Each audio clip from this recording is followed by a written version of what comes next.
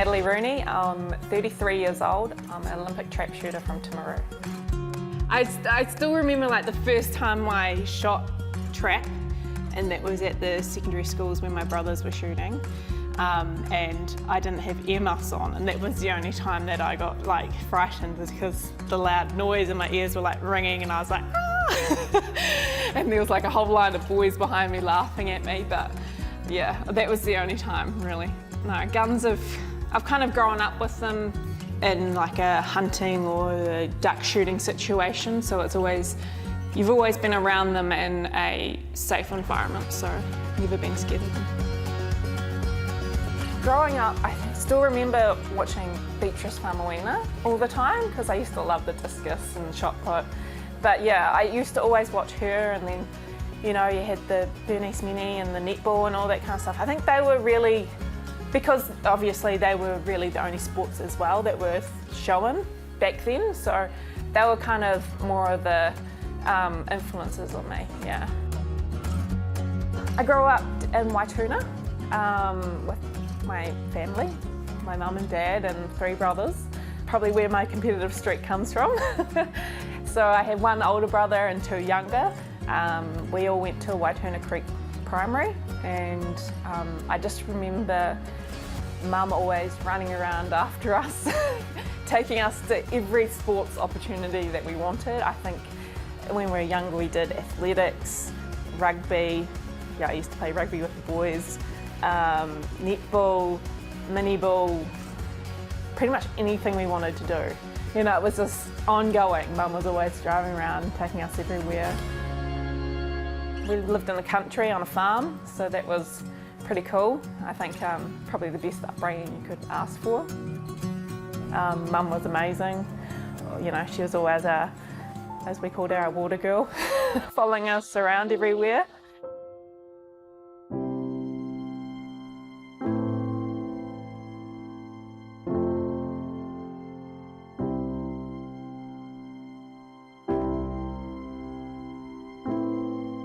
Mum was just the loveliest person you'd ever met, and she was such a huge influence on me, and if I can be, you know, half of what she was, I'd be happy. My mum used to travel with me until she passed away. Well, she became too sick to be able to travel with me, and they were very special times for me. My dad's such a hard worker. Like, I don't know anyone that works as hard as him, and continually just always got something on his brain, and I don't know how he does it. There's no way I'd be where I am without my family. They have always pushed me, and you know, luckily they're in a position where they can help me as well. But there's no way that I would have been able to get to where I am without their help and support. There's been a lot of ups and downs in my career, obviously. You know, there's been a lot of learnings.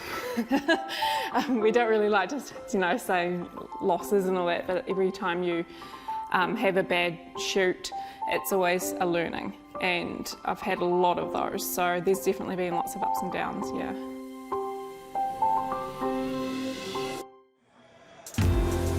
First ever 1-2 for Australian World Cup event a couple of years ago. That's another miss. Now then, back to parity. That's 2 in a row for Rooney. Training in New Zealand to training how I would have normally pre-pandemic over in Italy with my coach. So for me at the moment, I've taken quite a big period of time off. I kind of needed it as well, so I was a bit worn out and not overly happy with the way I was going, so I took a good nearly a whole year off last year. So for me at the moment, a training day is I'm doing 2 to 3 days a week where I go out and I'll shoot around 50 to 100 targets, seeing how I'm feeling. And then that will build up as the days get closer and that. So I'm in contact with my coach over in Italy, and he's kind of giving me a training program. But pre-pandemic, I would normally be over in Europe at the moment, training and competing. and that would consist of 2 to 3 days on, 1 day off, and that would be me at the club shooting pretty much most of the day. So you'd shoot maybe 3 or 4 rounds in the morning, have lunch, chill out for an hour, and then shoot another few rounds in the afternoon. I started working with Andrea Miotto in 2012 because it was pre the 2012 Olympic Games. So I had 2 competitions close together. I hadn't qualified, well, I wasn't in the team for the 2012 Olympics, but we had a World Cup in London and then a one in Leonardo, Italy, really close together. I think it was like a month in between. And there was no point in me coming home, so I asked my sponsors, Brew New Zealand, if they could organise for me to go to Italy and train there, because obviously Beretta is from Italy, most of the home of shotgun shooting. So they organised through Beretta Italy for me to have a coach, which ended up being Andrea, and so we've been working together ever since then. He's been really great. He didn't actually speak any English the first time we met, but he's learnt. And because he wants to be a coach, a proper international coach, the coaching certificates and all that are all in English, so he kind of had to learn as well. But yeah, so we've been working together since then. I think our dream was to make the Olympics, and yeah, we did that in Rio, and we make a very good professional team. I don't really have any training partners as well in New Zealand. We don't really have coaches at that high level either. So for me, taking that year off was really good because that's made me reassess and want to get back into it, get that drive back. And now it's kind of just, he's taught me all that I know. So yeah, I've just got to rely on that training and that knowledge to really get myself back up to where I need to be. I feel like shooting's taken up so much of my life that having hobbies hasn't really worked out so much for me.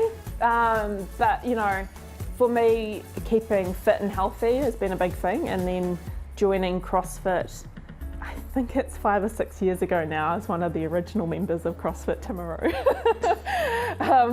So that's been a big thing for me.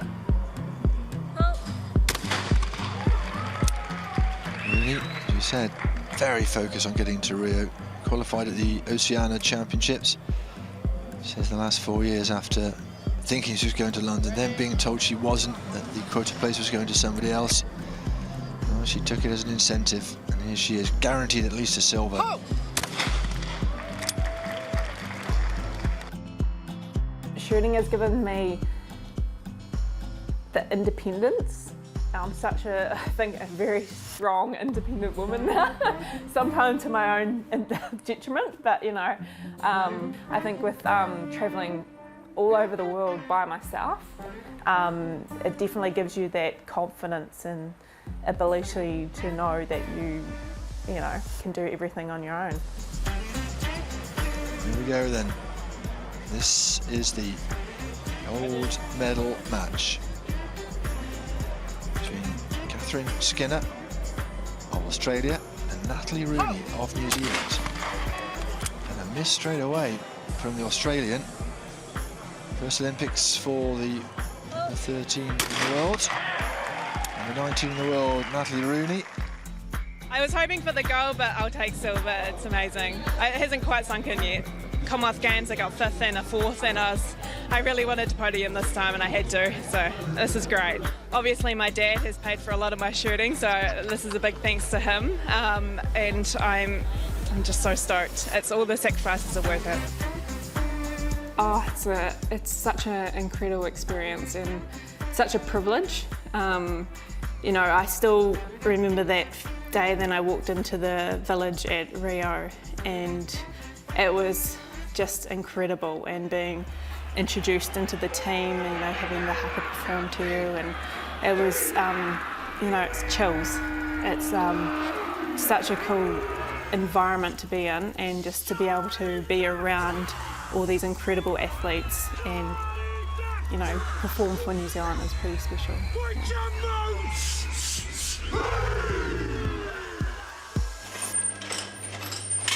So my routine is, there's a lot of like breathing and kind of bringing myself into the moment.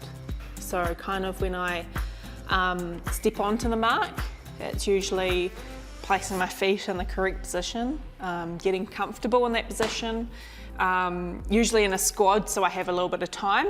Well, when I'm on my own, I don't, so I try to build in that time. And then it's for me, it's quite funny talking about your routine, but I usually take a big breath, and it's kind of a little bit of like a body scan, in which I roll my shoulders back, and it's just this whole release the whole body, so then I'm more relaxed and fluid and ready to go. And then when it's my turn, I will I have this weird hand thing that I do in which I get my grip, which I'm comfortable with the gun, and then it's closing the gun and getting myself in the right frame of mind so I'm ready. It's that touch of the gun to get myself into the moment, and then it's mounting. I kind of do another breath while I'm mounting and then when it's up there, I take another second to let my eyes focus, so then it's not blurry, and when I'm absolutely ready to see that target come out of the trap, I call pull.